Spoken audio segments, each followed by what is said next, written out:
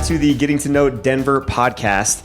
We are very excited today. We're going to talk about what credit score do you really need to be able to buy a house. And so this is episode 138, and we've got a special guest in the house. We've got Chris Hauber here. Do you want to tell us just a little bit about you to get started, and then we'll jump into it? I'm a local Denver native. Grew up here my entire life. Went to Regis High School, CU Boulder. Been in the mortgage business since 2010. And just started my own broker shop 2 months ago. That's awesome. Yeah. There you go. So you got some great like interest rates and a lot of knowledge and experience in the industry as far as lending goes. So you're the products too. Yes, sir. Perfect guest to have on our podcast talking about credit scores and what you actually have to be able to buy a house right now. And so appreciate you being here, Chris. And so we try to simplify things for you and dispel some myths. And there are a lot of myths out there as far as, what credit score you might have to get into a house. Obviously, the biggest one is unless I've got awesome credit, I can't buy a house. I think that's the biggest myth. Awesome so it matters. Being like, what, 7 something? What's awesome? 7. Anything above 780s. 780 above is awesome. I'd say 720s, decent, pretty good. Anyway, so that's the biggest myth. I can't buy a house because I have a bad credit issue. And so we're going to talk a bit about repairing that. But that's the starting point is that's not the case. There's a product in there for most people. You can buy a house. Your interest rate's going to suck, right? Is that the? It's not even that bad. Well, we're going to find that We got out. options. FHA will go down to 580 sometimes, depending how much you put down, a little bit more. Okay. A little bit lower. VA, it's pretty similar. Yeah. And the conventional so did have a 620. Let's just use that as a launching point. Like it matters. Yep. Agreed. Yeah. It's not the most important thing. It's not the only thing that matters. Correct. Absolutely. So if it's not, I got to have perfect credit. What is it? What about the credit score does matter? It's a good question. So like, if your credit score is decent, right, but then you're lacking in income, right, or you have too much debt, obviously that's going to be a bigger problem. So credit score is not the only thing that matters. There's a lot that matters. Better way of saying the transition I was looking for. I always define the easiest thing you can fix is credit. Like it's really hard to double your income or pay off a large, like a $40,000 car loan. Yeah. But fixing credit's a lot easier than you think. Have you seen some pretty rapid jumps in credit? Oh, yeah. Like Like 100 points or? Yeah, what's a easy peasy, I can do that in 4 weeks, and what's a success story of, wow, we moved from X to Y in 6 months? The easiest way to increase your score is just like 30% of your score is credit utilization. So keeping your credit card balances below 30% per month. So sometimes you want to just pay them off before your payment cycles. Everyone's payments cycles. What do you mean paying down 30%? balances? Pay down your balance. So you have a $10,000 limit, So and if don't you're pay at that. 50,000 or 5,000, you want to pay that down below 3,000. But it takes money to do that. It does. Okay. Some money. Dang it. So another thing you can do is also ask for a credit limit increase, because if you get that to 15, then your ratio is going to lower down to 30. So that could be the easiest way. If you haven't done that in a while, like click that button. Yeah, that's the first thing I tell clients. So I told a story. I've never told you this story. But we were in that class, I think it was right here, where we're learning about credit card. Anyway, the net of this is I had a credit card that I'd had for 20 years, and I had a $60,000 credit limit. I just wasn't using it. Oh, you got to use it. So, well, no, but I shut it down. Oh. Like, I shouldn't have done that. Shouldn't have done that. That's right. I remember, we were in the class, and he's like, "Oh no!" So what I think I'm hearing is, if you did this, this, and this, that's bad. Like, yeah, it's bad. Yeah, I got a friend that just did this. Asking for a friend. Some people also think they need like 10 cards. I think that gets complicated. Yeah. I see people miss payments if they have too many. Oh, so but I say stick to the new 3. ones are so sexy. Yeah. The Venmo card, the Apple card, they're like this thick. The buy now, pay later cards. They're pretty sick. It's Amex cards that I could throw right through that wall because it's so heavy. Well, the problem I have is like all my old cards give me really crappy rewards. Like I get like, hey, thanks, Wells Fargo. Like 1 point for every dollar, and then but then there's like Venmo and Apple now that are like 2 or 3% cash back for everything. And it's like, holy cow, like I could really get ahead with that. That's how they get you. But it is kind of how they get you, right? With the rewards and the travel stuff, especially because we do some travel with competitive sports and all that stuff. So it's like, I like to have the rewards because when you get a free trip out of it, it kind of feels good. It feels like a win. So that's one trap. But I think you can expand. You just can't go crazy, and you can't go nuts with it to the point where credit, Okay, so your that's scores going increase your access to credit and keep your ratio. That's the easiest fix. Quickest, Well, paying easiest, it yeah. off is the easiest fix. Or increasing limit, yeah. And another thing I'll help clients with is if they have like a late payment or collection, like the more recent is, you can try to get that deleted. Yeah. So I've had success with people doing that too. Cool. If it's a couple of years old, probably not. But if it's recent, a lot of people are like, Yeah. I didn't miss that. That's wrong, and you can try to fix it and Just get getting it something deleted. removed from that's Yeah. false or could So have been a mistake. I think you asked like, what's the most? I think I helped someone with like 100 points in like 30 days That's because they removed the late payment and paid down some cards and went from like 620 to probably like 720. Wow. There's a thing called a rapid rescore that you Yep. can order. Takes a couple days. Yeah, cost a few bucks, but Yep. it makes it so you can get that score up even faster to Yep. try to qualify for a loan. Cool. Yeah, we've seen that work like on the tiers, right? Where it's like, oh, they're 717 and they got to get above 720 maybe Yeah. to get a better rate or whatever. Lower MI, yeah. Or 680 is kind of a big cutoff, right? Yeah. As far as that goes for rates and that sort of thing. So it affects all kinds of things, right? As far as just the different, like your payment, your interest rate, it has an impact on a lot. But when we talk about like the ranges, what are like the specific ranges that people like to? Yeah, Chris, tell me low, mid, high ranges. I mean, we talked about high ranges, so it's like what 720, you'd say, all the way up to 800 plus would be kind of the high range. I'd say like high would be 760. 760 plus? Yeah. So mid range, what 680 to 720 or 760, 620. Yeah, 740 maybe. 740, and then your low range is going to look like what?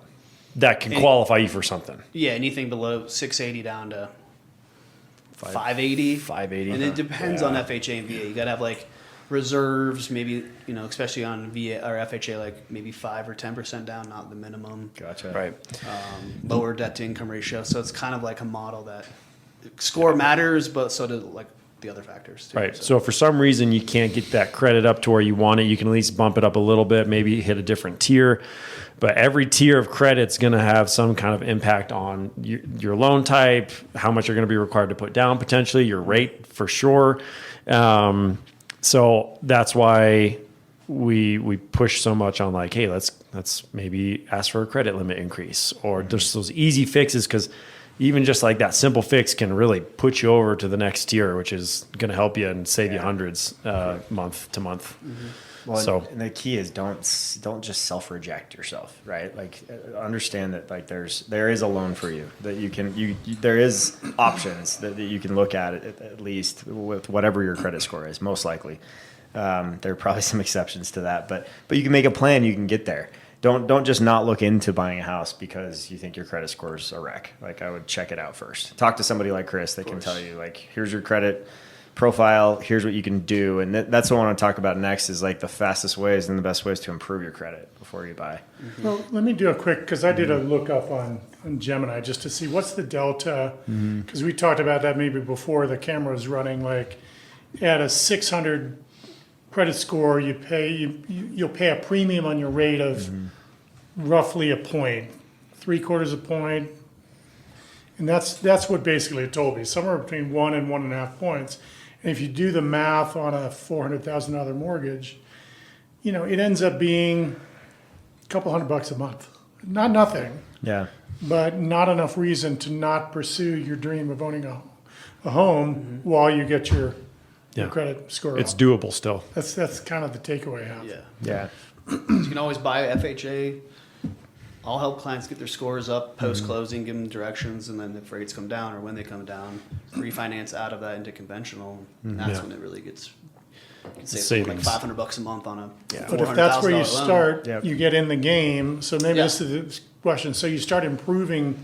What's the relationship between your improving credit score and an existing loan you have and the rate you pay? So that like So, on the refinance? so I get in a mortgage at 600 is a credit score. So you're in I the FHA kick loan butt and I probably. get my rate my credit score all the way up to 800. Do I have to just do a refi? yes, to get the savings? It's a whole new Okay. loan, yeah. Yeah. But then you'd be going from FHA with higher mortgage insurance, right? Like 0.55 roughly, to conventional with that good of a credit score, it's gonna be like half as much. Yeah. Maybe Yeah. 0.20 Yeah, as a factor, and then the rate lower. So yeah, That'd be it's a That'd lot. be cool. That'd be cool if your Several. interest It's rate happened. adjusted based on your credit score changing in a good way, but not cool in a bad way, right? Hey, my payment just went up. Those are called adjustable rate mortgages. No. Yeah, but, No, but- even those don't don't reflect credit scores. But it gives right? you That something would to be- work for. Yes, you'd have some Yeah, costs yeah, with a of course. refi, but you'd be talking about not simple math. That'd be $600 a month. Yeah. You're saving a lot. through a refi. So the best ways to improve your credit score is kind of what you just talked about, right? The opposite of what you just talked about, like making sure that your balances are low, making sure that your like any errors on your credit report are taken away and removed, avoiding opening more and more accounts, you know, kind of that stuff that we already mentioned. Don't finance cars if you can help it, right? Or different things like that. Large purchases. There's a lot of things you can finance these days, all right? Hot tubs, furniture. RC Willie's not around anymore, but equivalents are. anything. Well, I feel like we've brought this up on like 6 different podcasts. Just don't do it right before you buy a house. Right, yeah, definitely. Yeah. You I can mean, pay cash having installment loans doesn't hurt. It's just try not to get your credit pulled like 15 Yeah. times before buying a mortgage. Like I've seen people like get a car loan and they like, yeah, I just went to the broker, but that broker pulled it with like Yeah. 10 different places. Dings them all And up. that can hurt you like 20 points for the next 3 months or so. Yeah, for sure. That makes So sense. it's basically just pay your bills on time, keep your credit card balances low, and that's 2/3 of your score. Yeah. I've seen a lot of people on the other side of things too, where they have zero credit established, even at like 35 years old. It's like they have nothing. They just pay cash for everything. It's like, sometimes it's a cultural thing. But like, I think that with those, it's interesting, you know, they just have to get in the game. They got to get something going, right? Whether it's a rent payment, a cell phone bill, a one tiny credit card that they can I will keep paying say- off. But My kids are older. My kids are older than all. Yeah, you have really young kids. But we did that not for this specific reason, but to build credit. So when the kids were about 17, they you got had credit kids cards. to build credit? Is that what you just said?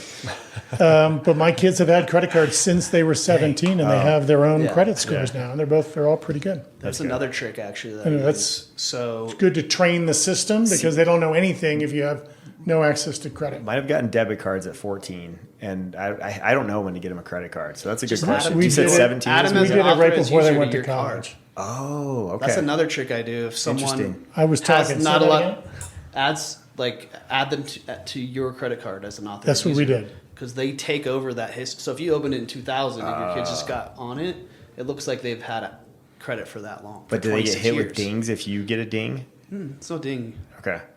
But if you screw up, Oh they're yeah, not- yeah. Sorry, they if would be Chad on there, misses a right? payment, then yeah, Yeah. it's going to hurt his kid's credit score. Okay. My point probably is, not to it's do that. very easy to not be in that situation you describe where no one knows anything about your worthiness for credit. Yeah. It's very easy to start in the training world, just put them on your account. When they go to college, get their own account. Yeah. You got to coach them. You got to be a parent about it. Totally. But now they're 22 coming out of college and they've got actual credit history. 4 or 5 Amazing years, credit. yeah. Yeah. But another trick that I've done a lot, especially with like newer married people, some person usually has like no credit or very little, and some person has had credit for a while. Mm-hmm. That person usually has like 620, and this person has 760. Mm-hmm. I have them get added as an authorized user to the other person. And then I've seen within 30 days. If it's like a married couple. or Yeah, married whatever, couple, you can do it. It's easy. It takes a day. in 30 days. Quick that will- score it, and it's back up. Dang, that's Yeah. crazy. So that's a good trick too. What would that 620 turn into in 30 days? Like, Probably at least 700. Really? So Okay. Depends how long they've had the score, the card. So if it's been 'Cause- like a 10-year card, then it looks like they've had it for 10 years. probably have to do that a lot, right? Because it's Yeah. the lowest score that you take out of the couple or out of all the co-borrowers. So a lot of people don't know that. Like if you have, say 3 brothers are buying a house together and it's 760, 720, and 680 credit scores, 680 is the one that counts, Correct. right? And that's the one that establishes the interest rate. And so you're only as good as your weakest link when you're Exactly. co-borrowing. So that story ends. 2 brothers could have. Take the third brother off the loan and keep him on side. Then there were 2. Yeah, you can only do the authorized user though, like married couple. Like Oh, okay. Gotcha. if you get added to like your dad's, that's not on the loan. It looks a little Okay. fishy. So Yeah. Yeah. Makes sense. Well, that's cool. So I think the biggest key is just don't guess like what, oh, I'm not approved. I can't. I had one ding on my credit. So people think like because of one late payment, they're done. Like there's forgiveness with credit scores, and it happens pretty resiliently. So so talk to experts. Make sure to talk to someone like Chris, who's a lender who's had a lot of experience, knows different alternative like ways to help you get into a house, and then. A lot of people start with talking to us, talking to a realtor that can connect you with someone like Chris, or coach you through like what you should do in that situation. So we would always encourage you to continue to pursue it and try it. 100%. And if it's not the right timing, then you could make a plan, and maybe 6 months down the road, it is the right timing. Yeah, it's never yes or no. It's like maybe not today. Like let's put a plan together. I'll stay in touch with that person for every month. Just hey, are you doing what we said you're going to do? Yep. And then This is usually this is another theme we talk about woven through our podcast all the time. Just knowing. Yeah. Like for us to partner with the buyer, we need to know what we're working with. And the biggest part of that is what can we afford? And the biggest driver, as we're talking about today, is how does your credit score affect that? Yep, definitely. You may love it, you may not, but at least we know it and we can work with it. There's always a path. Yep.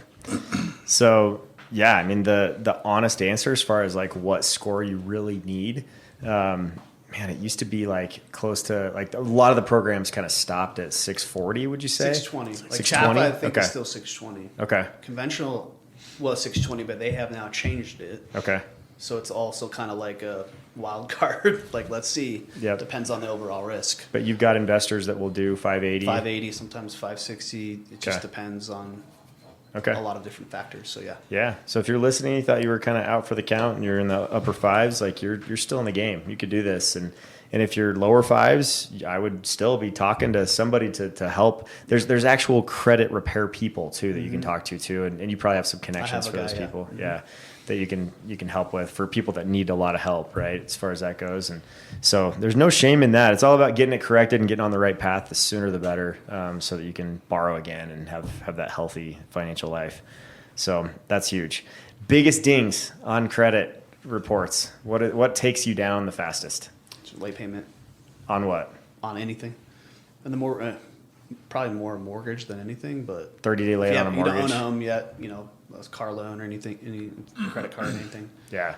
Okay. Medical collections don't hurt as much. Regular collections do. Mm-hmm. Even if you pay it off, it's still going to stay on there. So you actually have to pay medical bills? Maybe, I don't know. Ask your doctor. I have a credo, never pay it the first time you get it. Because if you wait a month, it's usually a different number. Yeah, any late payment, the more recent it is, the more it hurts. And then Okay. it will slowly fall off. It will fall off after 7 years, Yeah. but it will hurt less every 12 months after that original Okay. late. So Yeah. All just right. don't miss your payment. That makes sense. So be on time, set auto payments, right? For a lot of people, some people listening are like, oh, I don't like auto pay. I like to control everything. I'm the exact opposite. I like to think less and have everything done for me as far as like financial stuff goes.